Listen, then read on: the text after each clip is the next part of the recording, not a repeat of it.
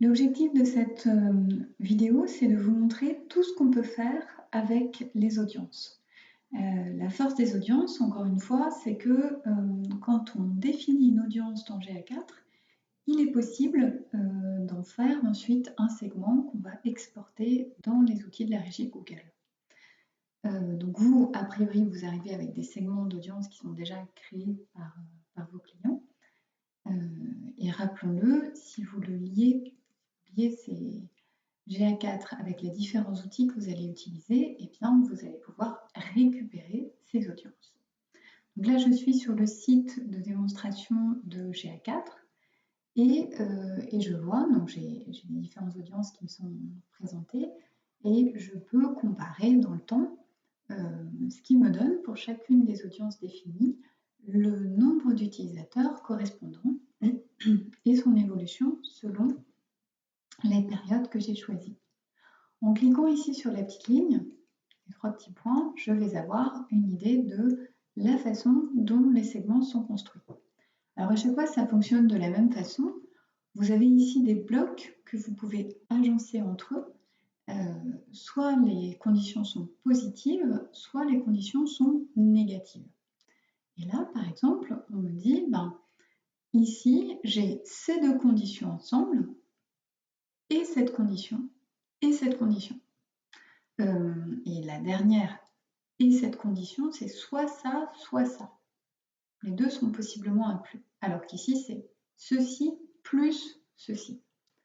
Vous voyez qu'on va vraiment jouer avec ces opérateurs ou et qui vont être, là ça va être inclusif, et ici c'est soit l'un soit l'autre, de façon à constituer notre ciblage le plus fin possible. Bon, la limite de l'exercice, c'est qu'effectivement, si c'est trop fin, il n'y a absolument personne dans le segment.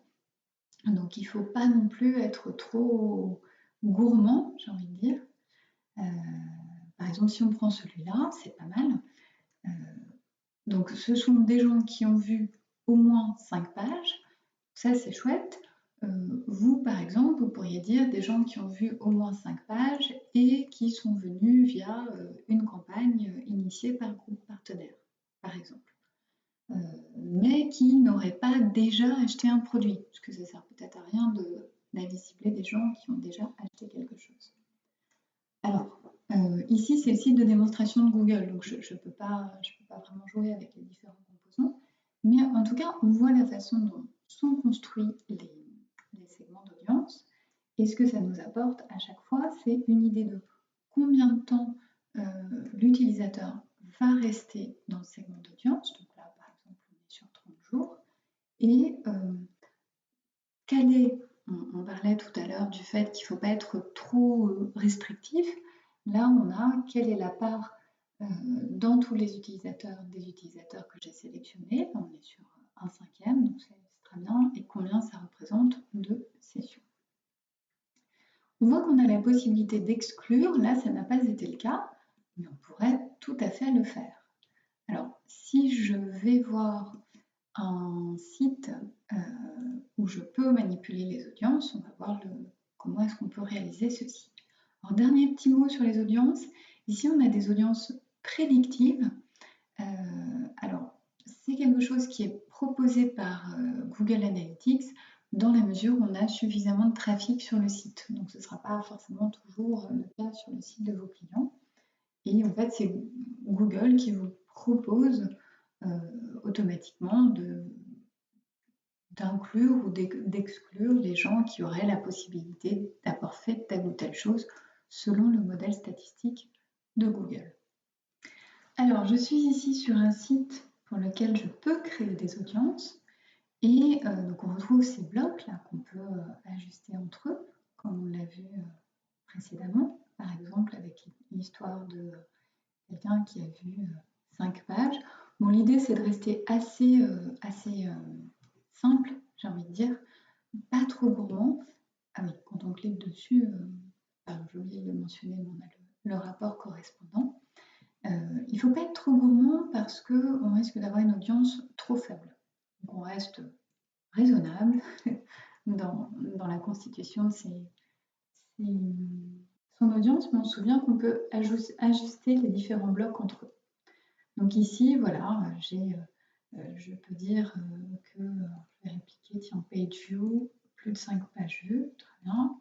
Je vais dire event page view et je voudrais ici event count supérieur à 5. Ça me va très bien. Event count supérieur à 5. Parfait.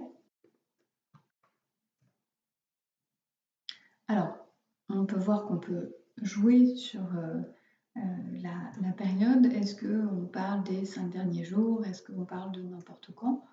Moi, je vais parler de n'importe quand. Hop, et j'applique cela.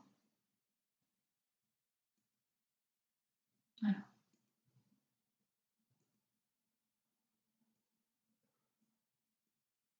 Allez, on va dire...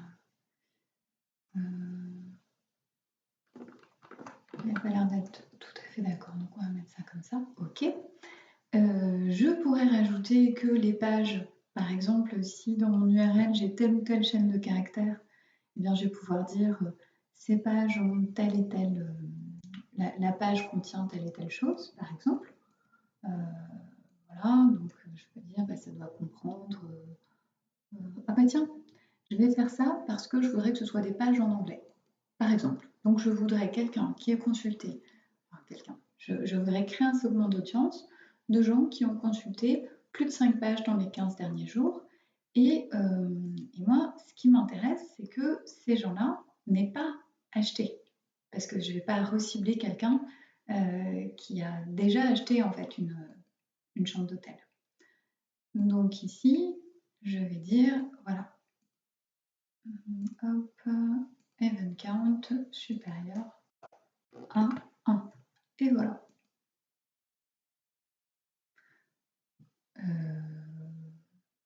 Bon, alors j'ai 24 utilisateurs, ça fait vraiment pas beaucoup. Je vais peut-être dire, allez, on va y aller doucement, supérieur à 2 peut-être. Vous voyez, on joue vraiment avec les différents... alors je supprime la période de temps, les différents comment dire, paramètres possibles de façon à pouvoir avoir quelque chose qui soit exploitable. Bon là, 100 clients, c'est pas assez. Allez, bah, j'oublie mon anglais. Là, 638.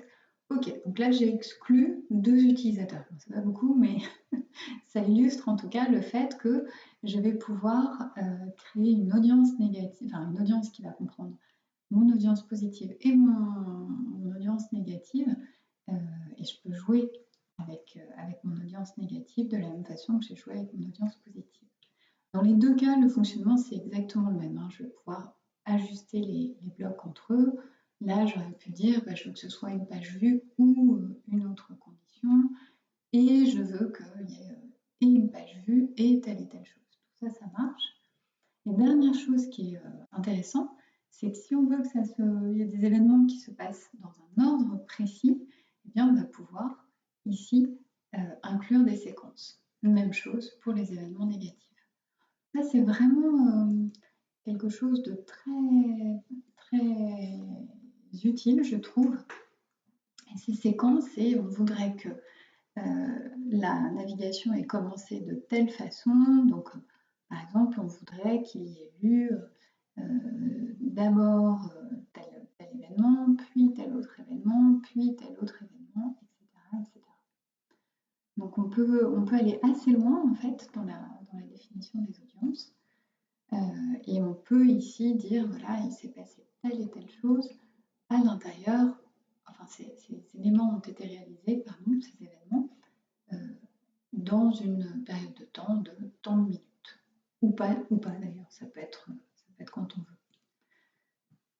Voilà pour la définition d'audience que je trouve vraiment une fonctionnalité très intéressante de Google Analytics, surtout pour vous qui, si vous en avez la possibilité, pouvez vous constituer des listes de remarketing à utiliser ensuite dans vos outils de régie Google type Google Ads ou DV360.